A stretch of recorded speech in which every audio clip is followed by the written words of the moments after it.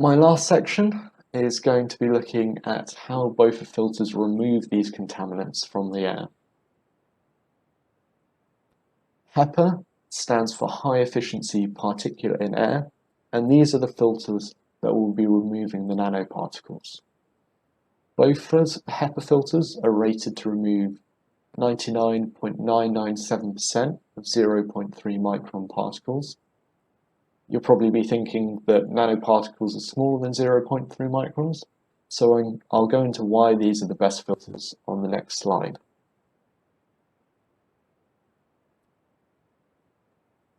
On the right-hand side of the screen is a diagram showing the various filter mechanisms in a HEPA filter. In this, the black circles are the particles and the green circles are the filter fibers. On the left-hand side of the screen is a graph showing the relationship between particle size on the x-axis and the filter efficiency on the y-axis for these various different mechanisms. The mechanism that most people will be aware of is sieving. This is where the particles are larger than the gaps between the filter fibers and therefore cannot pass through. However, this only works for the largest particles, and filter efficiency decreases as particle size decreases. The next mechanism is impaction. This is where the particles come into the path of the filter fiber and cannot get out of the way and therefore is filtered. This works for particles slightly smaller than sieving, but again, filter efficiency decreases as particle size decreases. After this is the inception mechanism. This is where the particle tries to move out of the way of the filter fiber with the airstream, but as it cannot move as freely or because it comes into the path of another fiber, it's filtered.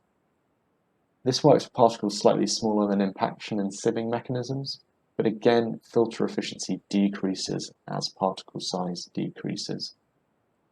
The final mechanism is probably the most important for 3D processes. It's diffusion, also known as Brownian motion. For all particles, air molecules are constantly bumping into them, but because the air molecules are very small in comparison, this doesn't have much of an effect. However, when the particles get below micron size, this starts to have a significant effect and causes them to move through the air erratically. The smaller they are, the more erratically they move, and the more erratically they move, the more likely they are to come into contact with a filter fiber. This means that filter efficiency actually increases as particle size decreases. So, when BOFA says that its HEPA filters are rated to remove 99.997% of 0.3 micron particles, the filter efficiency will be higher than 99.997% for particles larger and smaller than 0.3 microns. Next, we'll look at the activated carbon filters, which will remove gases from the air. BOFA's activated carbon filters are actually made from coconut shells.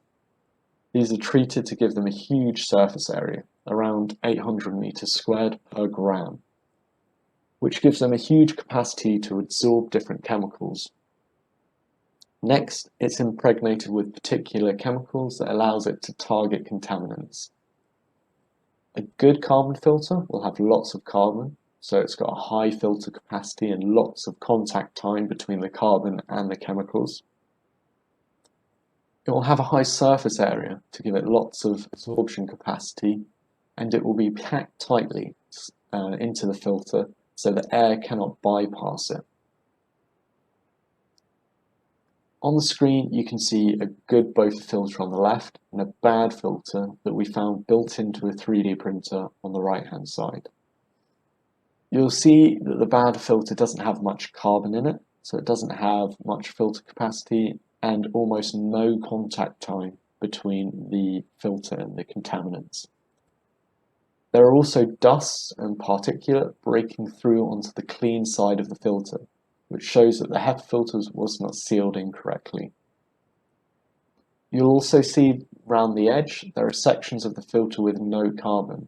As this path will offer the least resistance, the majority of the air would have gone through these sections and would have received no filtration.